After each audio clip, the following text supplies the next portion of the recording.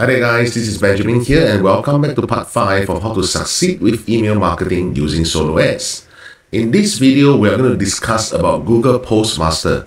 However, before that, we need to talk about this thing called domain reputation, IP reputation, shared hosting, VPS. Now these are all very important for you to understand why eventually we need Google Postmaster. If you guys can see from my screen over here, first and foremost, let's talk about domain reputation. Now, domain reputation is similar to credit score in the financial sector.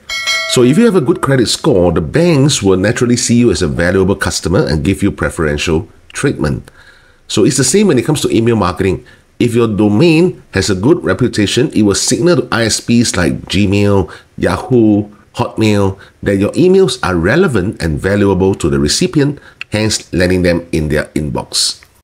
A bad reputation can make your emails land in spam, affecting your email campaign's performance, which also means your email open rates will decline, the engagement and conversion rates will drop, valuable customers who might be your potential customers are not actually getting in the recipient's inbox. A bad reputation among all your valuable customers. At this juncture, you can already see having a good domain reputation is going to improve your entire email marketing business totally. Now, let's now talk about IP reputation. So IP stands for Internet Protocol. So an IP address is just a string of numbers that's assigned to computers, routers, servers, phones, effectively anything that's connected to the internet, including websites. So like any physical address, an IP address is used to locate connected devices on the internet so that communications can occur between them. Now, your IP reputation can also strongly affect whether your emails get flagged as spam. If your website gets hijacked or one of your servers is used fraudulently in a malicious spam, or we call it a mouse spam campaign, your entire IP reputation could go down. So emails from you will no longer be considered as trustworthy. Therefore, again, your attempts at email marketing will go exactly nowhere until your reputation improves. There's a difference between your domain reputation and your IP reputation. A lot of times when email marketers are using common email autoresponders like GetResponse, AWeber, ActiveCampaigns, do you notice that actually the price, or rather I would say the subscription of all these email autoresponders are not really that ridiculously high? The reason is because the IP address that you're using within all these email autoresponders belongs to the shared hosting basis. Now let's discuss about what is a shared hosting and what is a VPS. VPN stands for Virtual Private Server. Shared hosting means you are sharing the entire hosting, you're sharing the entire IPs with different users. So going back again to domain reputation and IP reputation, you have a huge control over your domain reputation to a certain extent, of course. But however, when it comes to your IP reputation, sometimes it's not your fault, but other users' fault that could affect your entire IP reputation as well. Allow me to offer you a simple example. Let's say we are staying in a pretty decent neighborhood with about 100 people there. Alright, all along we have been enjoying low crime rates or even no crime rates. Everybody's very peaceful, so on and so forth. But unfortunately, the 101 and the 102 person that enters the neighborhood happens to be maybe past criminals and they're still active in their criminal activities, thereby affecting the entire security of this neighborhood. So the reputation of this neighborhood actually starts going down.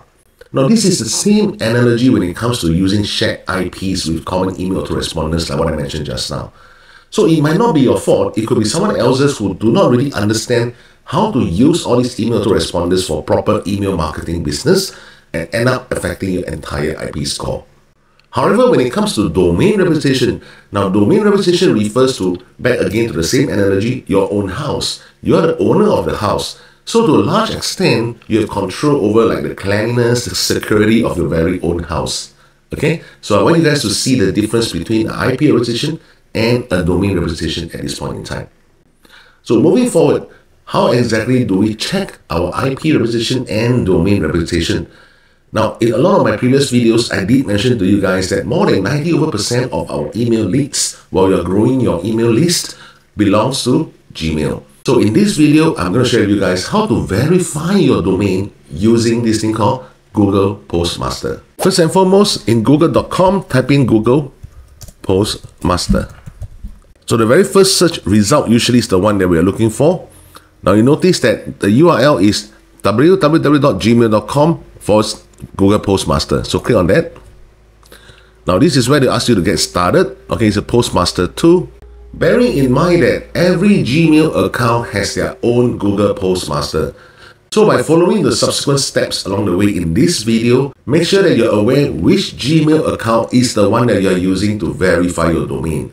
Because a lot of times when people are using this Gmail to verify the domain, and when I'm checking on behalf of my students, I realize that when I log into that particular Google Postmaster, I can't find out all the domains because they have already used it under different Gmails. Now you see that these are some of the different domains that I have already verified using Google Postmaster under this Gmail account of mine. So of course, under other Gmail accounts, I also have other domains that has been verified over there. Now for your case, you will see something that is completely blank.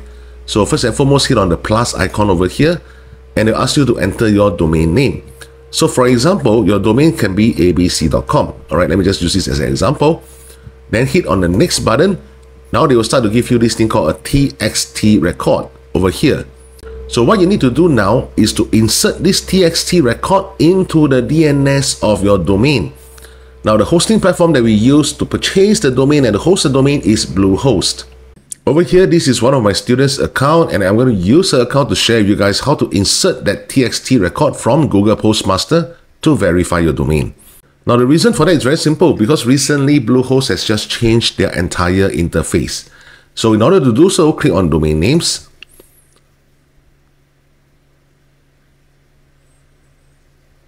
Scroll down all the way until you see advanced tools, expand it and hit on advanced DNS, the manage button.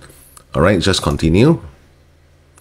Now over here, they'll ask you to add certain records.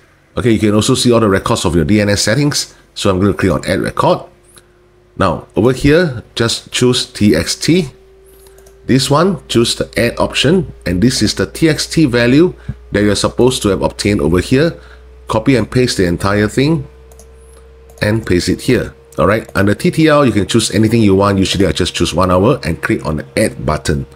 After you have done so, give it about within 24 to 48 hours and your domain will be properly verified within Google Postmaster. So let me show you guys what exactly is the data that you can see within Google Postmaster. So let me expand one of my domains for you guys to take a look. Okay, so the domain name is called your-one-stop-affiliate.com. You can check things like your spam rate, IP rep, domain rep, feedback loop, authentication, encryption, and even delivery errors. Now the ones that we usually use will be spam rates, IP rep, and domain rep. So as you guys can see from the graph over here, this is my spam rate for the last 7 days. You can trace it all the way to the last 30 days.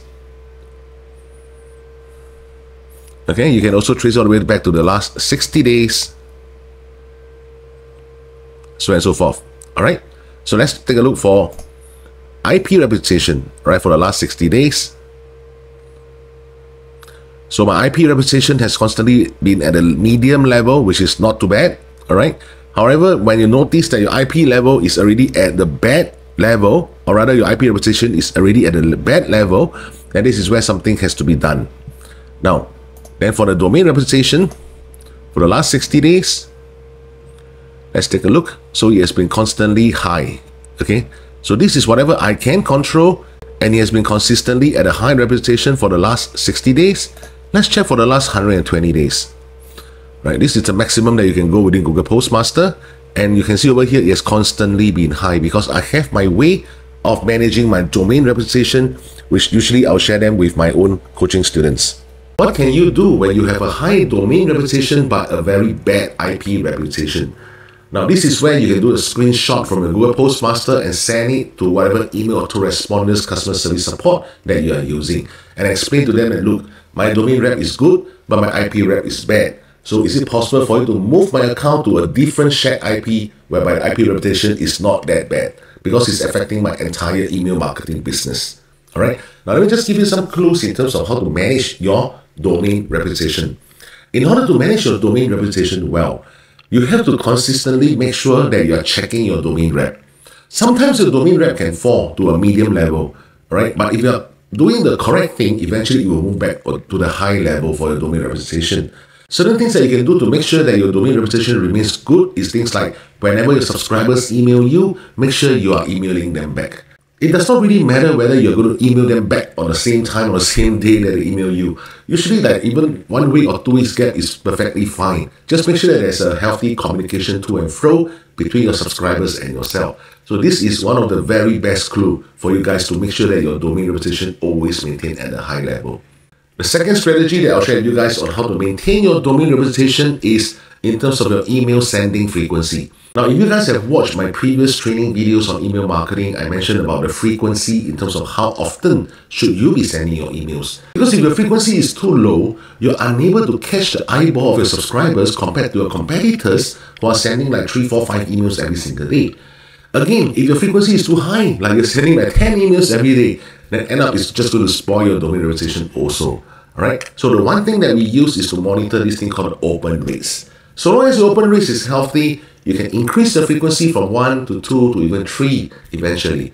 Okay, but however, the maximum that I would send is usually just 3 emails per day. So with that, this concludes the part 5 of how to succeed with email marketing using solo ads. Now, if you have missed any of the previous parts, you can always refer to the links in the description box below this video. Alright guys, so I'll see you in part 6, whereby we're going to talk about the funnel building software.